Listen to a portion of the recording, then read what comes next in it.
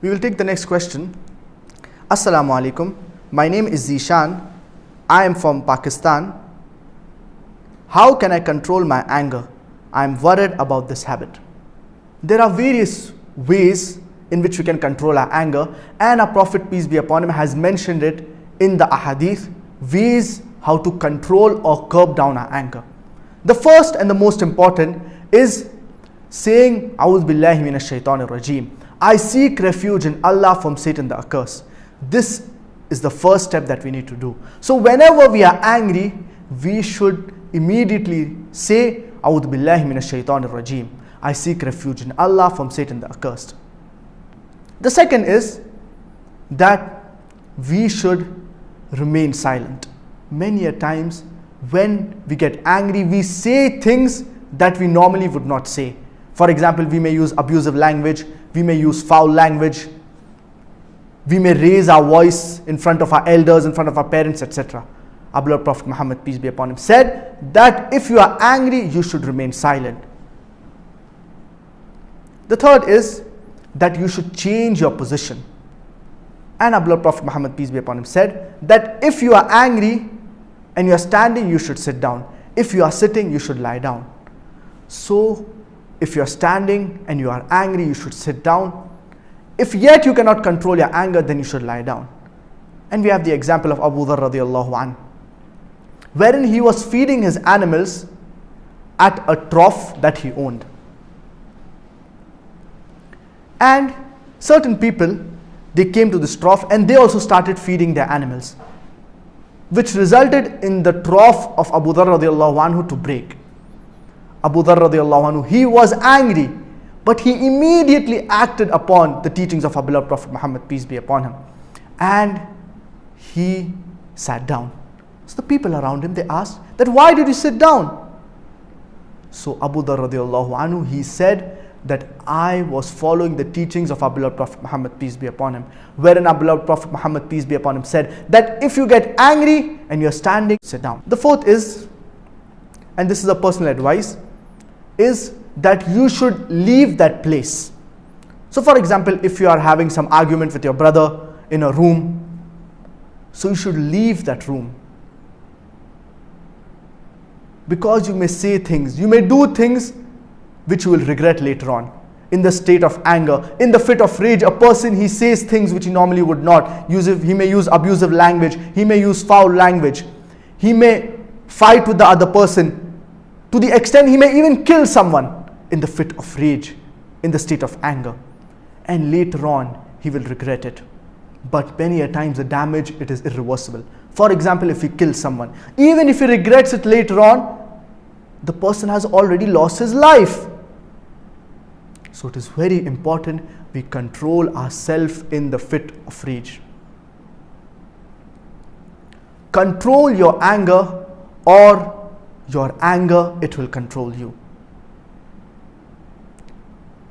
And being patient when you are angry saves 1,000 moments of regret later on. If you are patient in this state of anger, it will prevent you from doing things that are wrong, will prevent you from doing things that are haram. For example, if you are angry with someone and in the fit of rage you kill this person, we seek refuge in Allah from this. And later on, even if you regret this act, it is irreversible. This person, he has already lost his life. And our beloved Prophet Muhammad, peace be upon him, said, the strong believer is not the one who wrestles down his opponent. The strong believer is the one who controls himself when he's angry. We have the example of Ali radiallahu anhu, wherein he was fighting for the sake of Allah subhanahu wa ta'ala against a non-Muslim. And Ali radiallahu anhu, he's about to kill this non-Muslim, wherein when this non-Muslim, he's about to be killed, he spits on the face of Ali radiallahu anhu. Ali radiallahu anhu, he immediately stops fighting. This non-Muslim, he's shocked. Why did Ali radiallahu anhu stop fighting and didn't kill me when he could have done it so easily? So Ali radiallahu anhu, he responds to this unbeliever, to this non-Muslim, and he says that before you spat on my face, I was fighting for the sake of Allah subhanahu wa ta'ala. But after you spat on my face, I would be fighting for a personal grudge. And I did not want people to say that I was fighting for a personal grudge. Imagine, look at the iman of Ali radiallahu anhu, that he stops fighting with this non-Muslim just because he spat on his face. This was the iman of the Sahaba. And if you look at the lifestyle of our beloved Prophet Muhammad, peace be upon him, the first 13 years of prophethood in Makkah, towards the end of these first 13 years, wherein Sahaba like Umar radiallahu anhu, Hamza radiallahu anhu, they embraced Islam, the Muslims, they started getting powerful. They had the strength. And many of the Sahaba, they wanted to fight back against the oppression that was done to them. But it was the commandment of Allah subhanahu wa ta'ala to remain patient. Even though they wanted to fight back, they were angry at these kuffar, at these mushrikeen, yet they bore it with patience and perseverance. So many a times you have the means to get angry, but you prevent yourself. That is greatness. So you should abstain from doing anything that is haram, control ourselves in the fit of rage, in the fit of anger. And our beloved Prophet Muhammad, peace be upon him, said that the one who controls his anger when he has the means to act upon it, Allah subhanahu wa ta'ala will fill his heart with contentment on the day of resurrection. Subhanallah, what a hadith.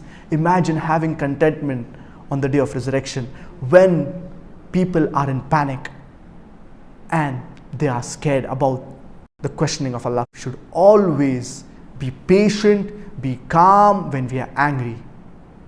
And we should curb down our anger, follow the teachings of our beloved Prophet Muhammad, peace be upon him. And we should always remember, the true strength of a believer is not in wrestling down or fighting another believer, but it is in controlling yourself when you are in the fit of rage, when you are in the state of anger.